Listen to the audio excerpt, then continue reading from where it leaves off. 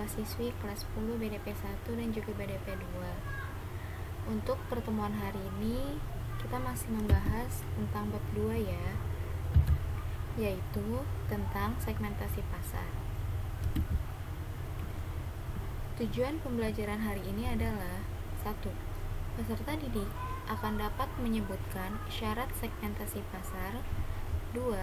Peserta didik akan dapat menjelaskan pengalihan pemasaran massal menuju pemasaran sasaran. Dan yang ketiga, peserta didik akan dapat menjelaskan dasar-dasar segmentasi pasar. Nah, ini materi yang akan kita bahas. Yang pertama ada syarat segmentasi pasar. 2. Ada pengalihan pemasaran massal menuju pemasaran sasaran. Dan yang ketiga, ada dasar-dasar dari segmentasi pasar.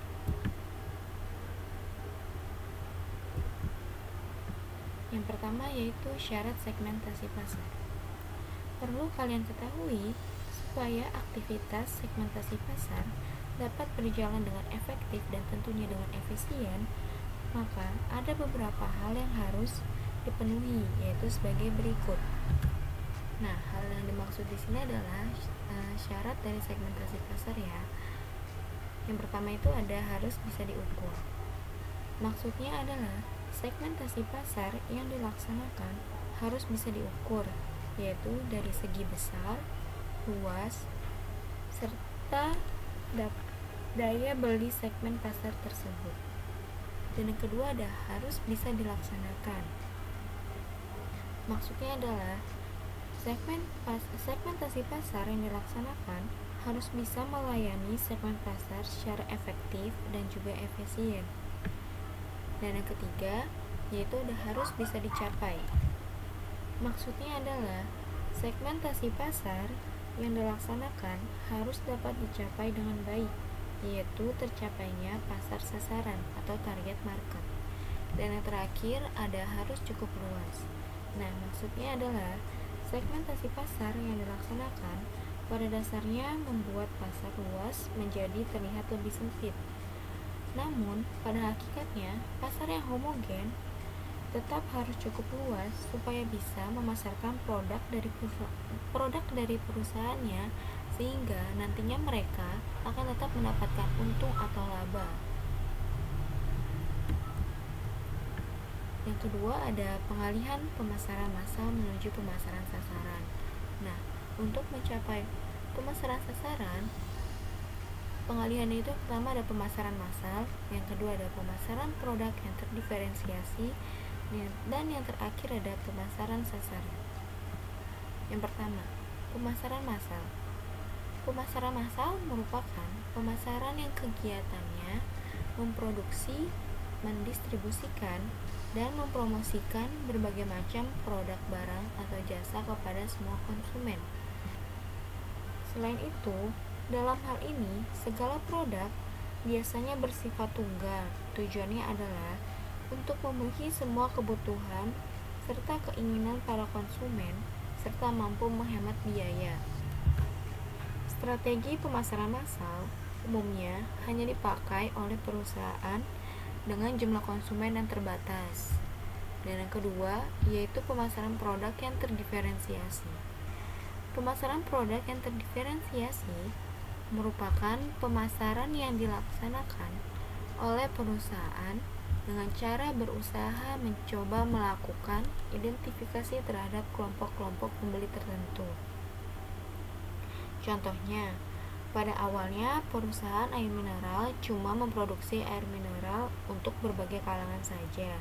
Namun, seiring perkembangan zaman, produk dari air mineral ini membuat diferensiasi, yaitu dengan membuat produk air mineral ke dalam bentuk galon, gelas plastik kemasan, dan juga sebagainya. Artinya, pada pemasaran terdiferensiasi ini, si produk aqua ini tidak hanya terfokus pada satu bentuk saja, melainkan dia membuat bentuk yang lain yang telah saya jelaskan tadi, yaitu ada bentuk air mineral dalam galon, dalam gelas kemasan, dan juga yang lainnya. Dan yang ketiga ada pemasaran sasaran. Pemasaran sasaran merupakan pemasaran yang dilaksanakan oleh perusahaan dengan cara memusatkan pemasaran pada produknya hanya pada satu atau beberapa kelompok segmen pasar tertentu saja. Hal ini dilakukan karena tingkat persaingan di masa kini sangat tinggi. Selain itu, juga disebabkan keadaan pasar terlalu kompleks serta menuntut adanya diferensiasi produk atau perbedaan produk ya. Dan yang terakhir ada dasar-dasar dari segmentasi pasar. Dasar-dasar segmentasi pasar ini ada 3. Yang pertama ada demografis. Demografis ini yaitu cara pengelompokan pasar menurut keadaan atau kondisi demografisnya atau kependudukan. Nah, yang termasuk ke dalam kependudukan ini yaitu ada umur, jenis kelamin, pendapatan, pekerjaan, agama, ras, kepemilikan rumah, dan yang lainnya. Yang kedua ada geografis.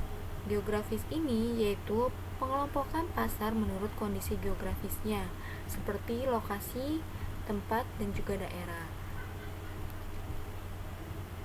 Jadi, cara pengelompokannya bisa dikembangkan menjadi beberapa bagian seperti wilayah, daerah kepadatan penduduknya, dan juga iklim.